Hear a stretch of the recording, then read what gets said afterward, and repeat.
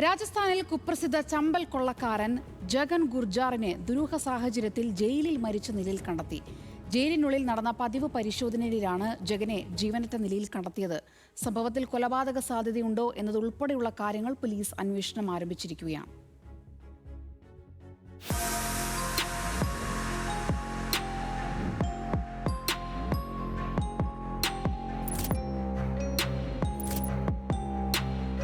ഇന്നലെയാണ് അജ്മീർ സെൻട്രൽ ജയിലിലെ സെല്ലിനുള്ളിൽ ജഗൻ ഗുർജാറിനെ അബോധാവസ്ഥയിൽ കണ്ടെത്തിയത്.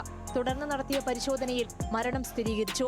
രാവിലെ 11 മുതൽ ഉച്ചകഴിഞ്ഞ് 3 വരെ സുരക്ഷാ നടപടികളുടെ ഭാഗമായി തടവുകാരെ ഓരോരുത്തരെയും തങ്ങളുടെ സെല്ലുകളിൽ പൂട്ടിയിട്ടിരിക്കുകയായിരുന്നു. പിന്നീട് ജയിൽ ഉദ്യോഗസ്ഥർ പതിവ് പരിശോധനയ്ക്കായി സെല്ലുകൾ തുറന്നപ്പോഴാണ് ജഗനെ മരിച്ച നിലയിൽ കണ്ടെത്തിയത്. സംഭവ സമയത്ത് അദ്ദേഹത്തോടൊപ്പം സെല്ലിൽ മറ്റൊരു തടവുകാരനും ഉണ്ടായിരുന്നു. ഭാരത്പൂരിലെ ഒരു കൊലപാതക കേസിലെ പ്രതിയായ ഇയാളെ പോലീസ് വിശദമായി ചോദ്യം ചെയ്തു വരികയാണ്. ഫോറൻസിക് സംഘം സെല്ല് പരിശോധിക്കുകയും ശാസ്ത്രീയ തെളിവുകൾ ശേഖരിക്കുകയും ചെയ്തു. പോസ്റ്റ്മോർട്ടം റിപ്പോർട്ടും ഫോറൻസിക് പരിശോധനാ ഫലവും ലഭിച്ചതിനു ശേഷമേ മരണകാരണം സംബന്ധിച്ച് വ്യക്തത ലഭിക്കൂവെന്ന് അധികൃതർ അറിയിച്ചു. അതേസമയം ഗുർജറിന്റെ മരണത്തിൽ CBI അന്വേഷണം വേണമെന്ന് മകൻ ആശാറാം ആവശ്യപ്പെട്ടു.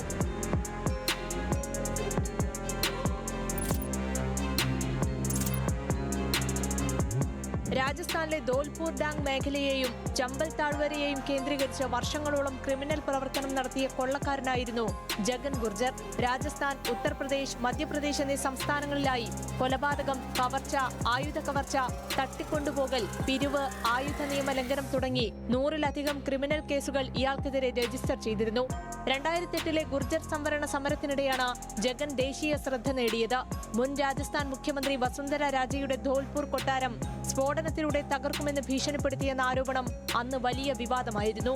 ഒരു കാലത്ത് ചമ്പൽ മേഖലയിലെ ഏറ്റവും കൂടുതൽ തെരച്ചിൽ നടന്ന കൊള്ളക്കാരിൽ ഒരാളായിരുന്നു Jagan Gurjar.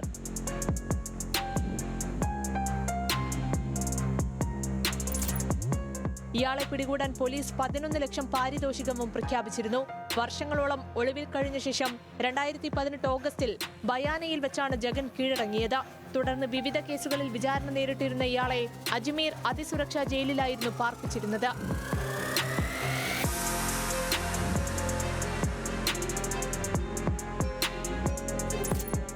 National desk, news Malayalam.